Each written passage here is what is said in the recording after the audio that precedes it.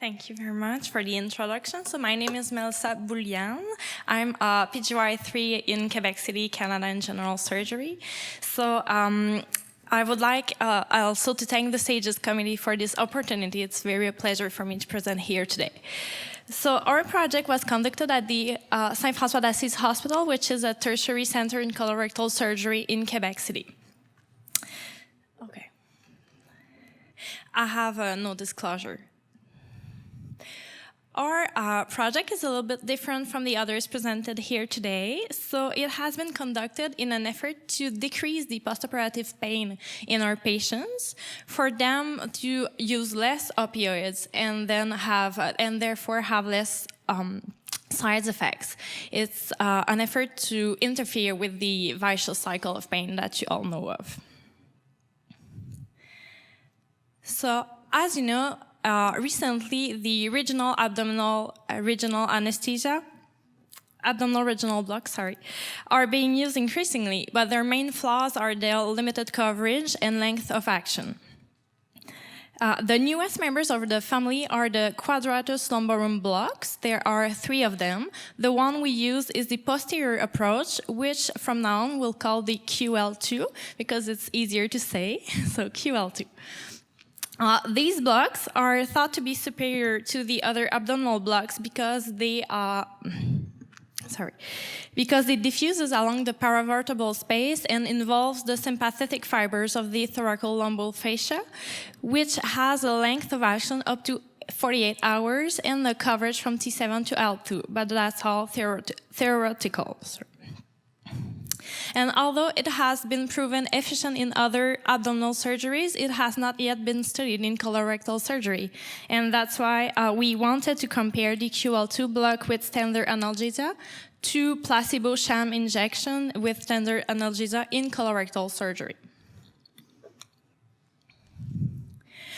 With this project, we wanted to demonstrate a 50% difference in the amount of opioid used by our patients at 24 hours. And for that, we used a retrospective cohort to calculate a sample size of 62 patients that would need to be randomized. Our inclusion criteria would be adults that were scheduled to have a laparoscopic colon or rectum resection under ERAS pathways with an ASA score between 1 and 3.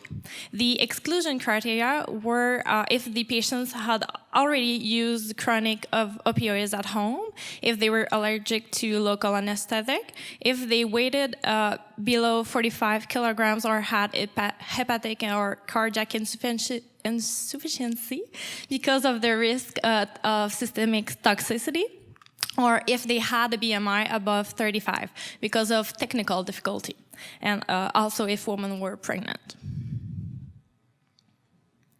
For the methods, so it's the randomization was done by an external biostat who use an internet software with the technique of sealed envelope for at a ratio of 1:1, ratio at 1:1. Our enrollment was between November 2017 and February 2018. Oh, sorry for that. So how did it work? So as mentioned earlier, this project was a double-blind randomized control trial. So after entering the OR, the patient underwent general anesthesia. And in both groups, the material, the patient, and the ultrasound will be prepped the same way. And then the anesthesiologist would open the sealed envelope.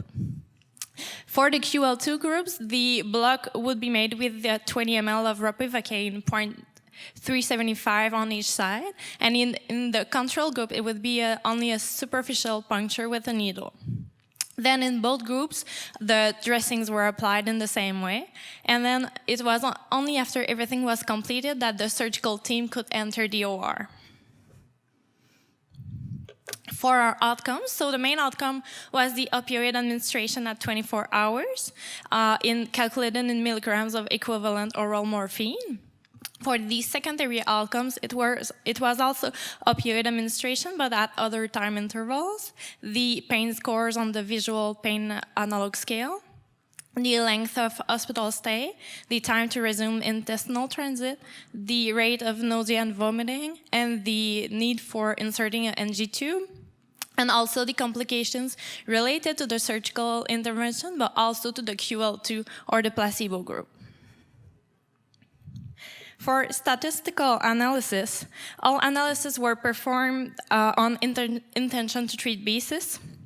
Categorical variables were presented as numbers and percentages, and continuous variables as means with standard deviations, and confidence intervals or medians with interquartile ranges. Patient and procedural characteristics, as well as primary and secondary outcomes in the two groups, were compared using the Fisher exact test or chi-square test for categorical variables and the student t-test for continuous variables. A p-value of below 0.05 was considered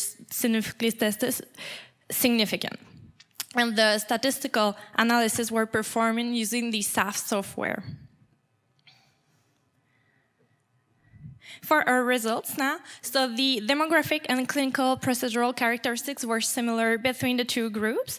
The mean time for actually doing the block was 4.4 minutes. For our main outcomes, so the postoperative opioid administration, you can see that in the QL2 group, we couldn't show a reduction in the amount of opioid used at all time points. For the main outcome at 24 hours, you can see that the QL2 group patients used a mean of 100 milligrams of oral morphine equivalent, and in the control group, it was 88 milligrams. This was not statistically significant. For the other secondary outcomes for pain scores, at all time points, the QL2 group did not show a decrease in pain scores. It was also not significant. And for all the other secondary outcomes, there were no difference across both groups.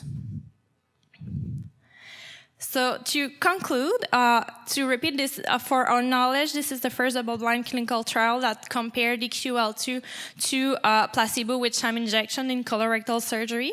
Our results failed to demonstrate a reduction in postoperative opioid use and pain scores at each time point in patients who had the QL2 block before surgery.